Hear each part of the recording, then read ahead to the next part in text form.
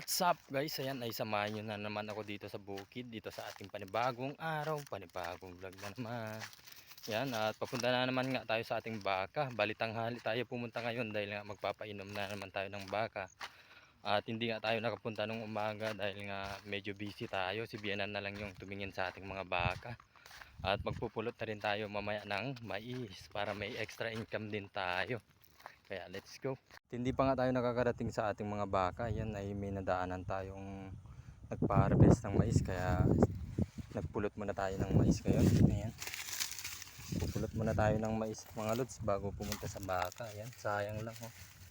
Nasisira lang yung iba. Ayan pa. Okay, mga lods, ayan na yung mga napulot natin. Ayan pa. Ang lalaki pa naman ng mais dito mga lods. Yung mga natumba ay hindi na nakukuha ng harvester kaya sayang lang din. Saglit pa nga lang tayo nagpulot ng mais yan at marami na yung nakuha natin. Yan, marami na yung nakuha natin. Pupuntahan muna natin yung ating mga baka para magpainom naman. Kasi nga may napulot naman na tayo. At pagpupulot na naman tayo pagka uwi natin galing baka. Kaya let's go. At ayan na nga mga lods, at nandito na tayo sa ating mga baka. Yan, papainumin na natin sila. Yan. At ayan na nga mga lods, at dito na nga sila sa baba uminom. Ayan. At buti yung isang baka natin ay abot niya yung tubig. Itong dalawa lang yung papainumin natin. Yan, at tapos na rin silang uminom mga lods. Ayan, makikita mo na busog na sila. At ayan na nga ay naayos na natin yung kanilang tali kaya okay na.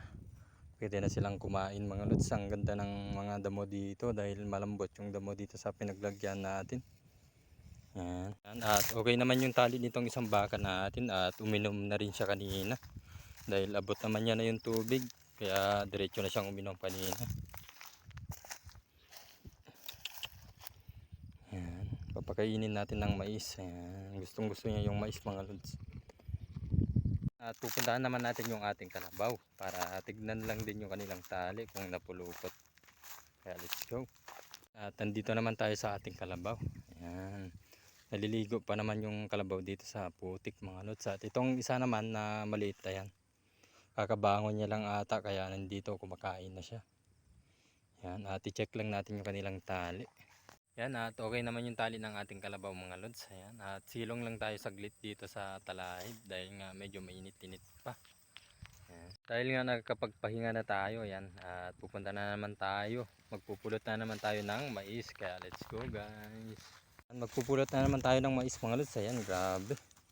Kumpol-kumpol yung nakita natin dito, bagong harvest lang, ayan pa. Ayan. Sayang lang oh. Ayan.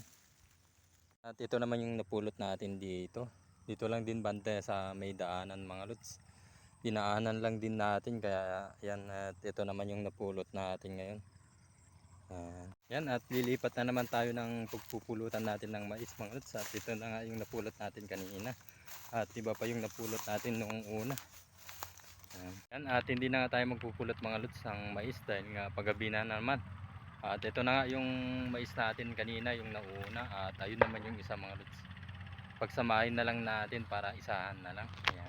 At ito na pala yung napulot natin mga lods. Ayan, nakaisang sako tayo ngayon. Ayan, goods na goods at may extra income na rin.